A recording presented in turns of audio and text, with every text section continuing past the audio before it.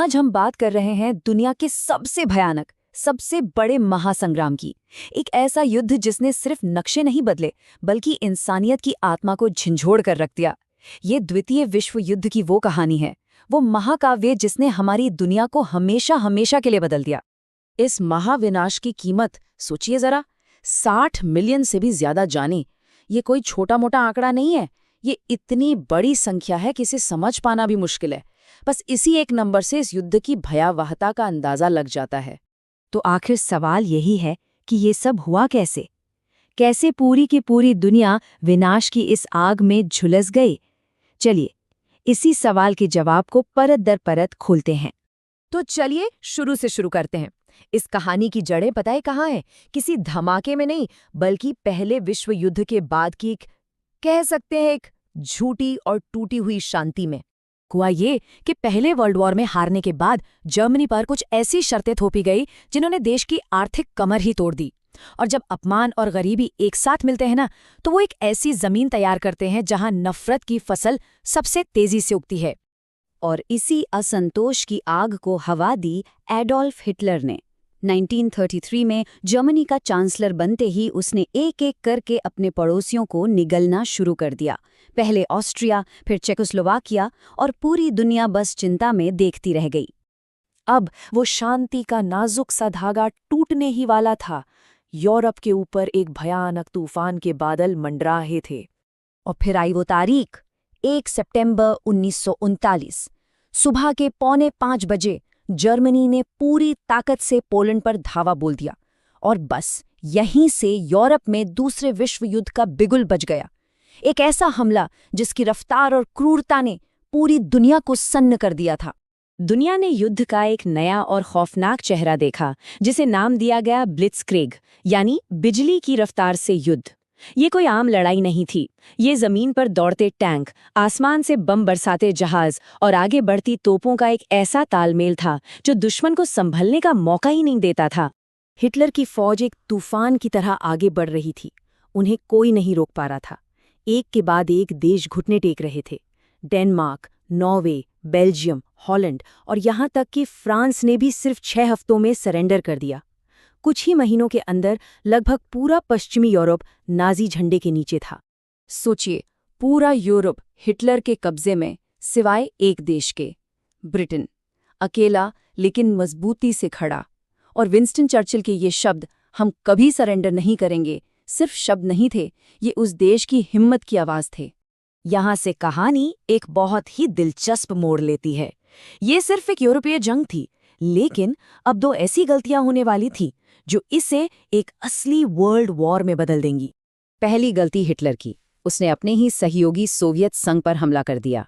दूसरी गलती जापान की, उसने अमेरिका के पर्ल हार्बर नेवल बेस को निशाना बनाया। इन 2 हमलों ने 2 सोए हुए शेरों को जगा दिया, सोवियत संघ और अमेरिका। और अब ये दोनों महाशक्तियां युद्ध में कूद पड़ीं। तो अब तस्वीर बिल्कुल साफ थी। ये लड़ाई अब ग्लोबल हो चुकी थी। एक तरफ थी एक्सिस पावर्स, यानी जर्मनी, इटली और जापान, और दूसरी तरफ खड़ी थी अलाइड पावर्स, जिनमें अमेरिका, ग्रेट ब्रिटेन, सोवियत संघ और उनके साथ 45 से भी ज्यादा देश शामिल थे।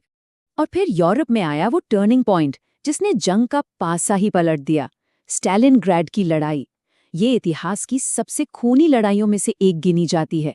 यहाँ एक एक इंच जमीन के लिए, एक एक घर के लिए लड़ाई हुई, और रूस की जानलेवा सर्दी ने जर्मन सेना का वो हाल किया जो किसी ने सोचा भी नहीं था। और इस लड़ाई का नतीजा 91,000 जर्मन सैनिकों ने सरेंडर किया। ये हिटलर की अब तक की सबसे बड़ी और सबसे शर्मनाक हार थी। यहां से नाजी सेना का पतन शुरू हो गया। एक्सिस पावर अब बैकफुट पर थी, और अलाइड फोर्सेस ने अब जंग के आखिरी और सबसे निर्णायक हमले की तैयारी शुरू कर दी थी। 6 जून 1944, इतिहास में ये तारीख डी डे के नाम से अमर हो गई। इसी दिन अलाइड फोर्सेस ने फ्रांस के नॉर्मैंडी तट पर इतिहास का सबसे बड़ा समुद्री हमला किया। ये नाजी कब्जे से यूरोप को आज़ाद कराने की शुरुआत थी, और हिटलर के अंत की भी। जरा इस हमले का पैमाना तो देखिए। 6,500 से ज्यादा जहाज, 13,000 हवाई जहाज और 1.5 लाख से भी ज्यादा सैनिक। ये वाकई में इतिहास का सबसे बड़ा एम्फीबियस इन्वेजन था, यानी समुद्र से जमीन पर किया गया हमला। अब जर्मनी की हालत चक्की के दो पार्टों के बीच फंसे दाने जैसी हो गई थी। पूरब से सोवियत संघ की रेड आर्मी आगे बढ़ रही थी और पश्चिम से allied forces. German war machine अब दोनों तरफ से कुचली जा रही थी। 30 अप्रैल 1945 बर्लिन की सड़कों पर सोवियत टैंक गरज रहे थे और हिटलर ने अपने बंकर में खुद को गोली मार ली। इसके ठीक एक हफ्ते बाद 7 मई को जर्मनी ने बिना किसी शर्त के सरेंडर कर दिया और इसी के साथ यूरोप में जंग खत्म हुई। यूरोप में तो शांति हो गई, लेकिन लड़ाई अभी खत्म नहीं हुई थी। दुनिया के दूसरे कोने में प्रशांत महासागर में जंग की आग अभी भी धधक रही थी और ये लड़ाई अब एक ऐसे मोड़ पर पहुंचने वाली थी जिसकी किसी ने कल्पना भी नहीं की थी। जापान हार मानने को तैयार नहीं था। तब अमेरिका ने वो किया जिसने युद्ध का तरीका हमेशा के लिए बदल दिया। 6 अगस्त को हिरोशिमा पर पहला एटम बॉम्ब गिराया गया। 3 दिन बाद 9 अगस्त को नागासाकी पर दूसरा। इस अभूतपूर्व विनाश के बाद जापान ने घुटने टेक दिए और 2 सितंबर को सरेंडर कर दिया और इसी के साथ दूसरे विश्व युद्ध का खौफनाक अंत हुआ। तो इस जंग के बाद दुनिया को क्या मिला? 6 करोड़ से ज्यादा मौतें, बर्बाद हो चुके शहर और लाखों बेघर लोग। लेकिन इसी राख से एक उम्मीद भी पैदा हुई, यूनाइटेड नेशंस, ताकि ऐसा फिर कभी ना हो। पर साथ ही दुनिया 2 सुपर पावर्स में बट गई, अमेरिका और सोवियत संघ, और यहीं से कोल्ड वॉर यानी शीत युद्ध की शुरुआत हुई। इस पूरी तबाही की कहानी के बाद एक सवाल आज भी हमारे सामने खड़ा है। दुनिया के सबसे बड़े संघर्ष की इस राख को देखने के बाद क्या इंसानियत सच में ये सबक सीख पाई कि नफरत की कभी कोई आखिरी जीत नहीं होती?